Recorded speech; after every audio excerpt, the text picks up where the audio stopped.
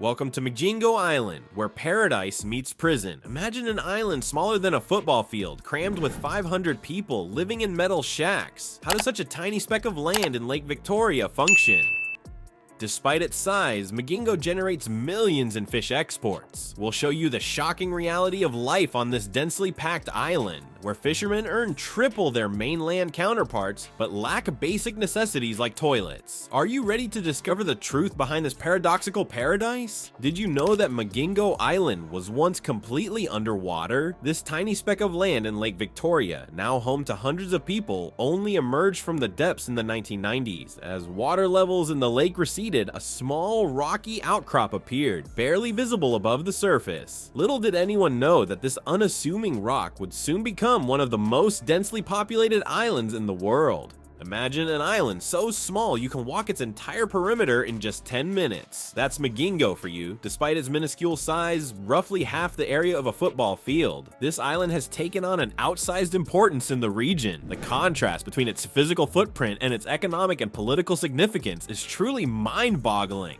Let's paint a picture of Migingo's physical appearance. Picture a jumble of corrugated metal shacks precariously perched on a rocky base. Their vibrant colors a stark contrast to the deep blue waters surrounding them. Every inch of available space is utilized, with narrow pathways snaking between tightly packed structures. The island is so crowded that some buildings even extend over the water on stilts, a testament to the ingenuity of its residents in maximizing limited space. The rapid population growth on Migingo is nothing short of astonishing. From just a handful of fishermen who first settled here in the early 2000s, the island's population has exploded to around 500 permanent residents. During peak fishing seasons, this number can swell to nearly 1,000 people, all crammed onto this tiny rock. The density is almost unimaginable. It's as if the entire population of a small town decided to squeeze onto a single city block. But what could possibly draw so many people to this cramped, seemingly inhospitable place? The answer lies beneath the surface of Lake Victoria's waters. Migingo sits at the center of an underwater gold mine, not of precious metals, but of something equally valuable to the local economy: Nile perch. The waters surrounding Migingo are teeming with these large, tasty fish that are in high demand both locally and internationally. The abundance of Nile perch in these waters is truly remarkable, turning this tiny island into a hub of fishing activity. Fishermen can earn significantly more here than they could on the mainland, making the harsh living conditions a price many are willing to pay for the chance at a better income. Welcome to life on the edge. Literally, Migingo's residents have turned a rock into a thriving community, but at what cost? Imagine a place where your bathroom is the lake and your neighbor's wall is your window. This isn't just crowded living, it's a masterclass in human resilience and creativity. Picture yourself on an island so small you can walk its entire perimeter in under 10 minutes. Every inch of Migingo is precious real estate, with metal sheet homes packed tightly together, forming a colorful patchwork visible from afar. Narrow pathways snake between dwellings, barely wide enough for two people to pass.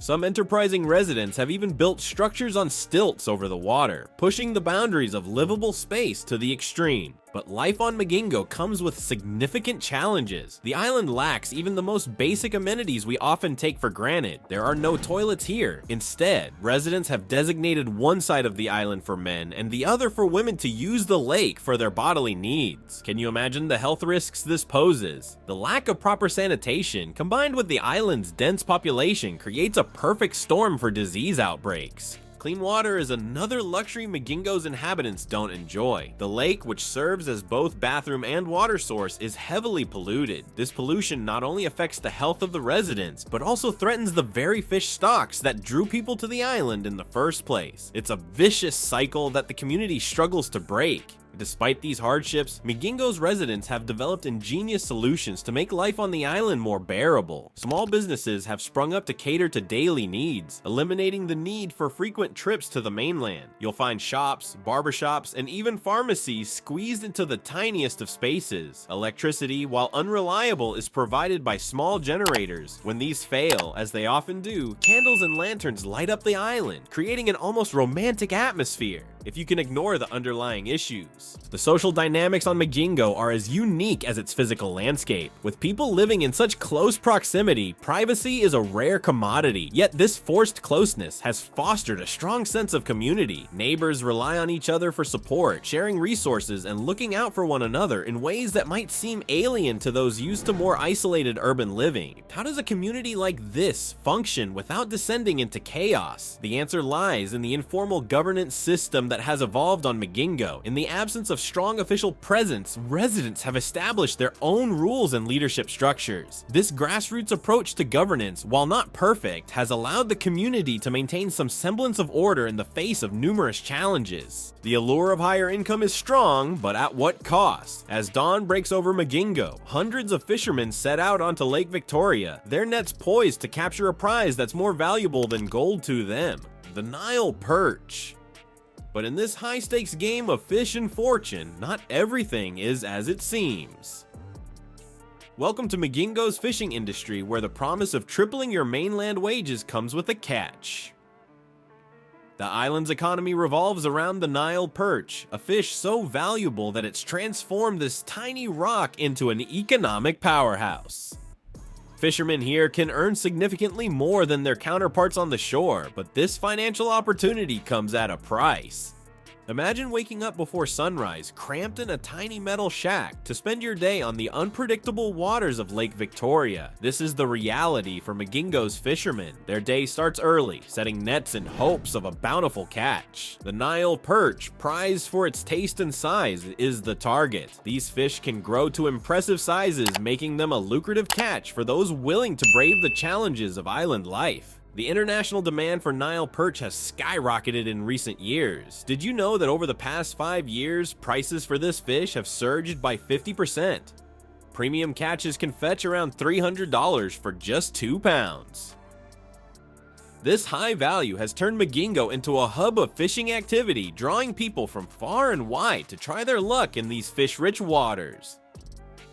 But the fishing industry on Migingo is not without its dark side. The very waters that provide such abundance are under threat. Overfishing and pollution in Lake Victoria have led to a startling decline in native fish species. Some populations have shrunk by a staggering 80% in just 3 years. This environmental crisis casts a long shadow over the future of Migingo's economy. As if environmental concerns weren't enough, Migingo's fishermen face daily threats to their safety and livelihoods. Pirates prowl the waters, ready to steal both fish and cash from hardworking fishermen. Maritime police impose protection taxes, further cutting into the fishermen's profits. The island's lawlessness, exacerbated by corruption, means that fines, tithes, and ransoms have become an unfortunate part of daily life for many. Despite these challenges, the lure of Migingo's fishing grounds remains strong. The potential for high earnings continues to draw people to this crowded rock, willing to endure harsh conditions for the chance at financial stability. But as overfishing threatens the very resource that sustains the island's economy, one has to wonder, how long can this fragile balance last? Imagine waking up one day to find your home caught between two feuding nations. For the residents of Migingo, this isn't just a thought experiment, it's daily life. Let's explore how a fishing community became an unwitting pawn in a high-stakes game of territorial chess. Welcome to what some call Africa's smallest war, a bizarre battle between Kenya and Uganda over a tiny island barely larger than a soccer field. The dispute over Migingo isn't just about land, it's about power, resources, and national pride. Both countries claim ownership of this rocky outcrop in Lake Victoria, and the reasons behind their conflicting claims are as complex as they are contentious. Kenya asserts that Migingo has been part of its territory since 1926, when the British colonial administration drew the boundaries. They argue that 2 Kenyan fishermen were the first to settle on the island in 1991, establishing their historical claim. Uganda, on the other hand, tells a different story. They maintain that Joseph Nzubuga, a Ugandan fisherman, was the island's first inhabitant in 2004, giving them the right to claim Migingo as their own.